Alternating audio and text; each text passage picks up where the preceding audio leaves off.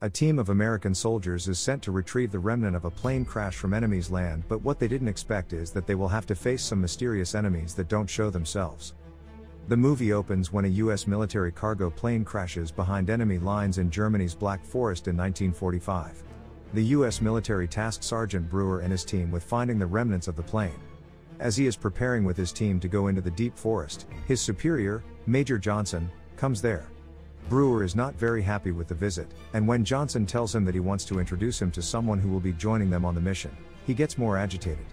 He tries to protest, saying he already has enough people on his team, but Johnson says that the plane went down behind enemy lines and was carrying sensitive material, so his soldier Walsh will be joining them to retrieve that material. Brewer tries to protest again, but Johnson just threatens him, saying if he disobeyed the order, it could lead to his court-martial, and he leaves there. Brewer goes back to his team, taking Walsh with him, and tells them that after finding the wreckage of the plane, they will try to patch up what they can, and then they will let Walsh take care of the rest. They move out from there after the speech, while Johnson, who is sitting in his truck with one of his soldiers, tells him that Brewer is so against him because he couldn't save two of his soldiers during a fire, and Brewer would go to any length to not let any of his soldiers die. Brewer and his team are moving inside the jungle when he asks Walsh what makes this sensitive material so special that they send an entire squad to retrieve it, but Walsh says that he doesn't know, and the reason behind that is that if he gets captured, the enemies will not be able to retrieve any information from him because he doesn't know anything. After that conversation, they silently keep moving in the jungle and cross a lake overnight. The next morning, they finally reach the other side, and Brewer tells them to search around different places as he wants to find this crash before nightfall. Meanwhile, Johnson is back in the military camp with his team, and as they gather in his cabin, he says to them that everything discussed in this place should not go out because it is a top-secret mission. One of the soldiers asks why Johnson called him for this mission when he undoubtedly has more qualified professionals, to which Johnson says that he called him because he knows German. Johnson then plays a recording and asks the soldier to translate what the woman is saying in it. The soldier carefully listens to it and replies that the woman is repeating the word that means tree of life. Back in the jungle, they move a little and come to a sudden stop when they notice the bodies of German soldiers hanging on the trees. They are shocked to see that and discuss among themselves what could cause the Germans to go against their own soldiers. Walsh ignores their conversation and goes to the side, where he surprisingly finds a golden campus. After a few minutes, Brewer tells them to leave the bodies and move, but before they could do so, they were suddenly attacked. They quickly take cover and start to fire back. It didn't take long for them to defeat the enemy, and they captured one German soldier alive. Brewer tells one of his soldiers, Gardner, to ask the hostage for any information, but to their annoyance, he doesn't reply to any of their questions and figures that he is in severe trauma, so it doesn't matter how much they torture him, he will not reply to them. Just then, Walsh calls Brewer and shows him the dead body of one of their soldiers who died in the shootout. They bury their soldier and start to move again, taking the German soldier with them as Brewer says he will find a use for him. After walking for a while, they hear some voices, and Brewer sends his two soldiers to check out what they are. They go to look around and find a windmill, but when they go to check it out, they find two women inside and come back quickly, thinking they are just civilians taking refuge there. When they tell Brewer about this, he tells his team to move, saying they will not waste time dealing with the civilians. They start to walk in the jungle again, and after a while, they find themselves in the same spot where they had buried the dead soldier. Brewer checks his compass, and when he can't find the right direction, he tells his team that they must be in the middle of some magnetic ore. Walsh says that it could be what took down the plane and explains how in the Greek mythology, the demons changed the stars to make the people lose direction, but Brewer doesn't believe any of the things he is saying and tells him to keep his poetry to himself. Brewer then says that they will stay here for a while and fire up the radio to use its signal to navigate. He then asks for two people to guard the place, and Walsh quickly volunteers to be the one to guard the place. The other soldier who is guarding the place is Rucker, and as he goes into the jungle, he is met by a beautiful woman who seduces him to go with her and shows him the wreckage of the plane. In the meantime, Brewer tries to contact the camp, but they can't establish a connection. To their surprise, they get a random call from the captain of the plane, Rice, who says that everyone else is dead and suddenly cuts the call. Deep inside the jungle, Rucker suddenly shoots the woman, and when the others rush there after hearing the gunshot, he says that it was just a wild animal and takes them to where he found the wreckage of the plane. As they start to go down the hill to the plane, somewhere else in the jungle, Captain Rice is killed by a mysterious hand. They hear his scream but don't pay it much attention, thinking it must be a wild boar. When they reach the plane, Brewer tells his soldier to search around for any survivors, while Walsh will go retrieve what he came here for.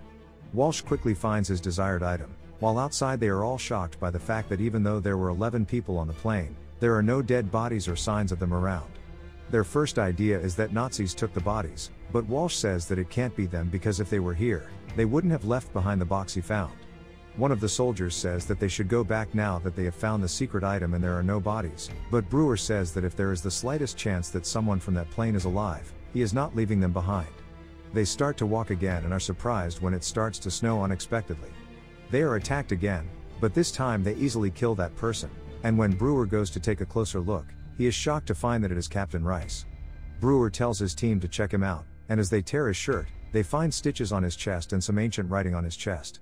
When they cut the stitches, they are shocked to find that he has no internal organs, and instead, black feathers are stored inside his chest. One soldier says that in Haiti, black feathers are used to bring back the dead, but Brewer doesn't want them to even think about any magical things and instead goes to the German soldier and forces him to talk. The soldier only says one word, Hexen, which Walsh translates by saying it means witches. Brewer finally agrees to go back home, as they have found the secret item and the plane crew is dead. Back in the camp, Johnson shows his soldier a book written by a German national who was arrested while trying to enter the USA. He says that it is just the first volume, and he sent teams across 3 continents to search for the second volume but couldn't find it. He then asks the man to translate some words from the book, and he translates that it is something about defeating time. In the jungle, they are digging graves for the dead when Walsh asks Brewer if nothing seems strange to him even after all they have gone through, but Brewer refuses to believe anything like that, saying that he has faced more horrible situations than this. Walsh goes to dig the grave, where he tries to ask Rucker about what they saw at the windmill, but Rucker suddenly throws up black blood, gets hysterical, and threatens to kill himself if they get closer to him. They quickly give him an injection so he can calm down, and the Brewer instructs them to put him on a stretcher. While they are doing this, the German soldier run away. They rush to catch him, and one of the soldiers manages to capture him again, but just then the woman in black clothes appears and slits his throat. The others manage to capture the German and are shocked to find the body of their colleague. When they ask the German about it, he says that they exsanguinated him just like they did to others. Walsh says that only witches can do this, but Brewer is still reluctant and tries to question German again. Walsh says it is better if they question Rucker. When they go to Rucker, he manages to answer in his state and explains that the woman he went with earlier was a witch, and when he tried to run away from her, she cast some spell on him, saying that as her chosen one, he would never die, so he shot her and ran away from there. Brewer finally believes what they are saying and asks his soldiers to build a defensive position along the ridge. As soldiers are preparing for defense, Walsh radios Johnson and tells him that the film strip he found confirms their research about the Tree of Life. Johnson quickly leaves his camp to go to the jungle.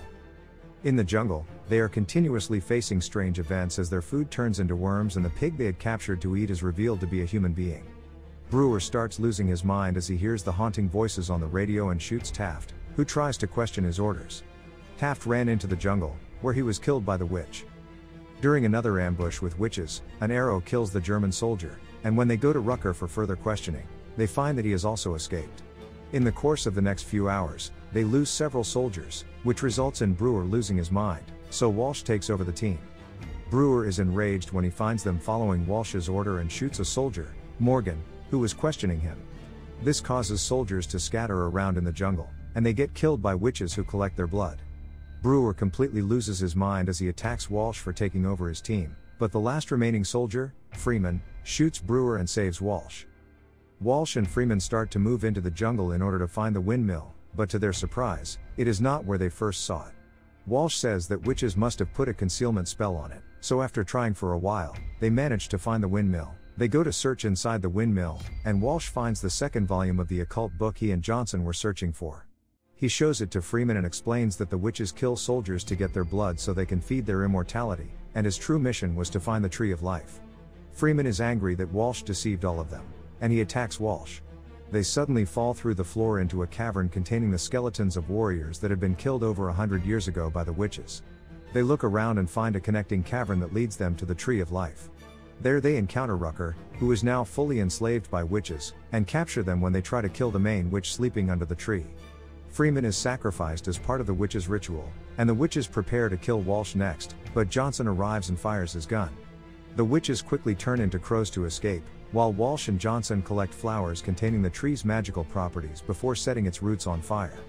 Before they could escape, the witches returned for another attack, and they fought back the poisonous gas. Johnson is killed during the fight while Walsh sets fire to the book and the windmill and stumbles outside, where he collapses. The next day, the German soldiers find Walsh in the forest, but when they remove his gas mask, they find that a witch had exchanged bodies with Walsh. If you enjoyed the video, make sure you smash the like button, leave a comment, subscribe, and turn on the notifications to help the channel out. Thank you for watching, and I'll see you in the next video.